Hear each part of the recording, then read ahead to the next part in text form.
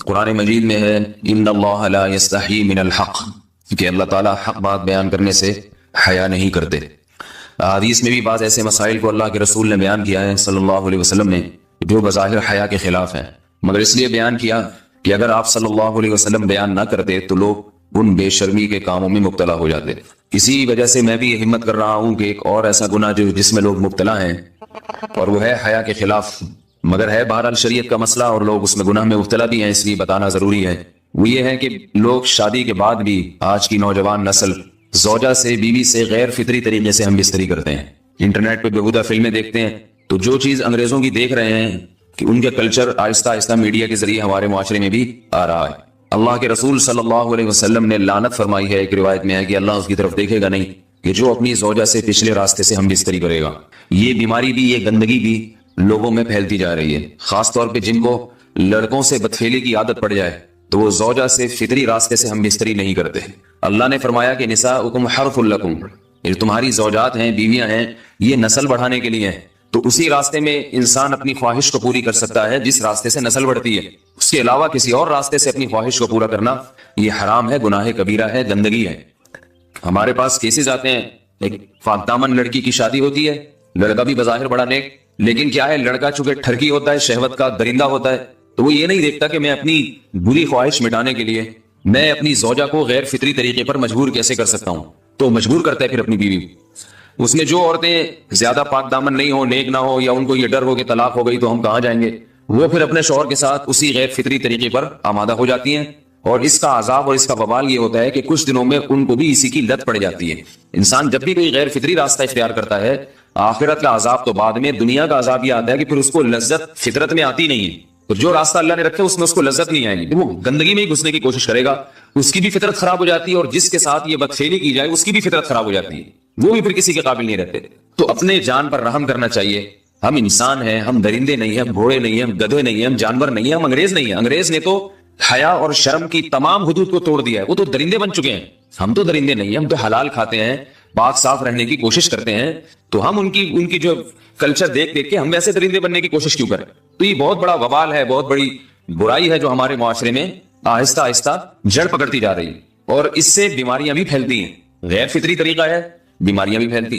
ایسے کیسز آتے ہیں کہ جناب وہ مرد مجبور کر رہا ہے بیوی کو، اور وہ بیوی جو ہے ساتھ نہیں دیتی، تو پھر اس کو طلاق کی دھمکیاں دیتے ہیں۔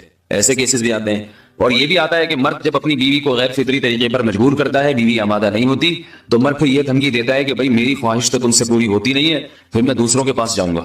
تو یاد رکھیں، جس عورت کا شوہر یہ دھمکی دے اس کو کہ میں زنا کروں گا اگر تم نے میری خواہش پوری نہیں کی غیر فطری طریقے سے، تو عورت اپنے شوہر سے کہہ دے کہ جاؤ تم کہیں اور جا کے منہ کالا کرو، تمہاری فطرت میں گندگی ہے، تو یہ مجھے گندا بنانے کی کوشش نہ کرو، اس کو زنا کرنے دیں، وہ اللہ آخرت میں اس سے بھگتے گا۔ ہر بیماری کا اللہ نے علاج رکھا ہے۔ اللہ کے رسول صلی اللہ علیہ وسلم نے فرمایا، صحیح بخاری کی حدیث، ما انزل اللہ من داء الا انزل له دواء، کوئی بیماری ایسی نہیں ہے جو اللہ نے نازل کی ہو اور اس کے لیے دوا نہ رکھی ہو دنیا میں۔ تو اگر کسی کو ایسی لت پڑ گئی ہے غیر فطری کام کی، تو اس کو چاہیے کہ وہ اپنا علاج کرائے، ڈاکٹر سے بھی رابطہ کرے، اور سب سے بڑا علاج یہ ہے کہ کچھ وقت صبر کرے گا، چھوڑ دے گا کچھ عرصے کے لیے، تو خود بخود آہستہ آہستہ صحیح ہو جائے گا۔ ایک آدمی شراب کا عادی ہے، ایک علاج تو یہ کہ ڈاکٹروں سے رابطہ کرے، بہترین علاج کے چھوڑ دے، کتنے دن تڑپے گا؟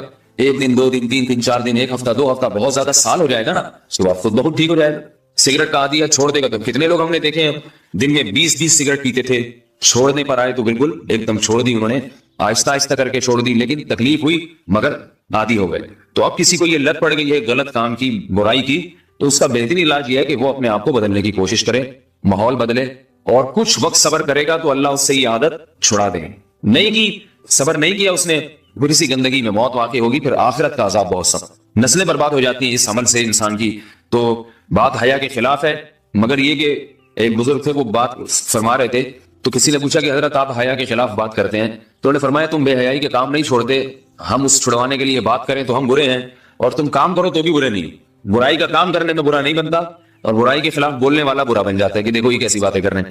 تو بھائی باتیں ہیں اس لیے ہیں کہ یہ معاشرے میں یہ برائی پھیلتی چلی جائے گی، اور یہ ہماری اپنا کلچر نہیں ہے، یہ امپورٹ ہو رہا ہے باہر سے، یہ امپورٹ ہو رہا ہے، یہ وہاں میڈیا کے ذریعے آ رہا ہے۔ تو وہ چیزیں دیکھا نہ کریں اور ان لوگوں سے دور رہا کریں۔ ہمیں تو دین کا داعی ہو کے ان کو ہدایت پر لانا تھا، بجائے ہم ہدایت پہ چل کے دوسروں کو چلانے والے بن کے ان کے راستے پہ ہم نے چلنا شروع کر دیا۔ اللہ تعالیٰ ہمیں اب دیکھیں ان کے ہاں ایڈز کا مرض پھیل گیا ہے، آپ بتائیے یہ ایڈز کا مرض ہمارا ہے کیا؟ یہ بیماری ہماری ہے یا ان کی ہے؟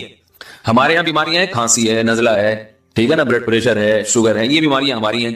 کوئی اللہ کا شکر ہے گندی بیماری ہمارے یہاں نہیں ہے. جتنی گندگیاں ہیں وہاں سے آ رہی ہیں. ایڈز کا مرض وہاں سے امپورٹ ہوا ہے. وہ ایڈز کا مرض اسی بدفعلی کی وجہ سے پیدا ہوتا ہے، اسی سے جراثیم پیدا ہوتے ہیں، اور اتنا خطرناک مرض کے ایسے متعدی ایسے پھیلتا ہے.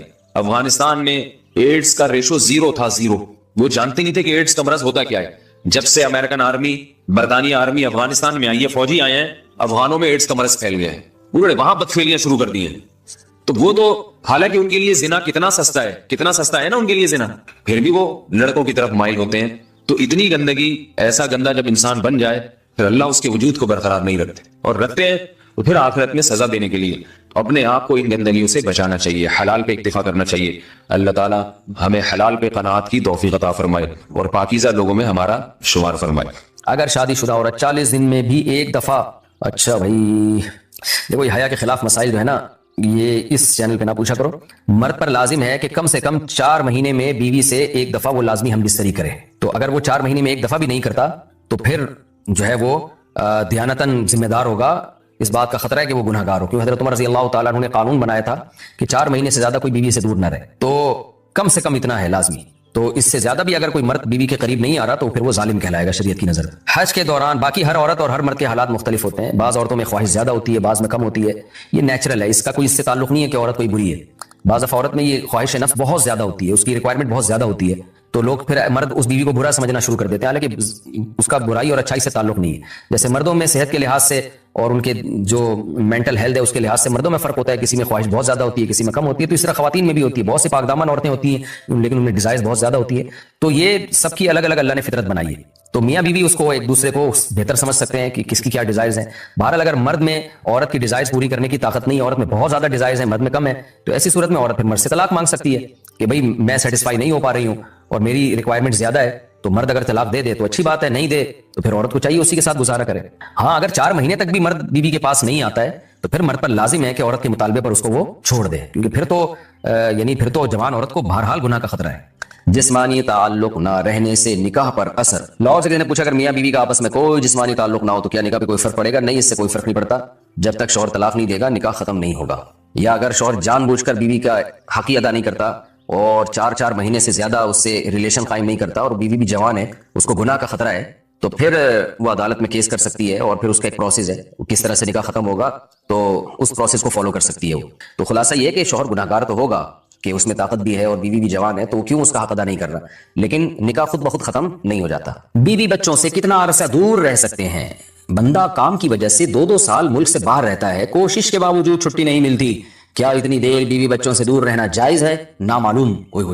بھائی دیکھیں، ایک تو ہے حضرت عمر رضی اللہ تعالیٰ عنہ کا مشہور واقعہ ہے کہ آپ نے کچھ خواتین سے پوچھا تھا کہ عورت کتنا صبر کر سکتی ہے مرد کے بغیر، تو بعض صحابیات نے بتایا کہ 4 مہینے. تو حضرت عمر نے قانون بنایا کہ جو مجاہدین محاذ جنگ پہ لڑ رہے ہیں 4 مہینے سے زیادہ دور اپنی بیویوں سے نہیں رہ سکتے. تو اس اصول کا تقاضا یہ ہے کہ وہ زمانہ بھی پاک دامنی کا زمانہ تھا، نیک لوگ تھے، تو اصول یہی ہے کہ 4 مہینے انتہا ہے عورت کے صبر کی. تو ایک نارمل عورت کے لیے اس سے زیادہ صبر کرنا مشکل ہوتا ہے، تو اس لیے بہتر یہی ہے، قانون یہی ہے کہ 4 مہینے سے زیادہ دور نہیں رہنا چاہیے. اور قرآن نے بھی یہ حکم دیا ہے کہ اگر کوئی قسم اٹھا لے کہ بیوی کے پاس نہیں جائے گا، قسم اٹھا لے، ایسا ہی نہیں بلکہ قسم اٹھا کے، تو پھر 4 مہینے میں طلاق واقع ہو جاتی ہے. بعض فقہا کے نزدیک عورت کو طلاق کا اختیار ہو جاتا ہے عدالت کے ذریعے، بعض کے نزدیک ہو جاتی ہے طلاق. تو اس سے بھی پتہ چلتا ہے، قرآن سے بھی اشارہ ملتا ہے کہ 4 مہینے جو ہے یہ ایک انتہائی مدت ہے ایک نارمل عورت کے لیے. تو اس زمانے میں تو اس کی اہمیت اور زیادہ بڑھ گئی ہے.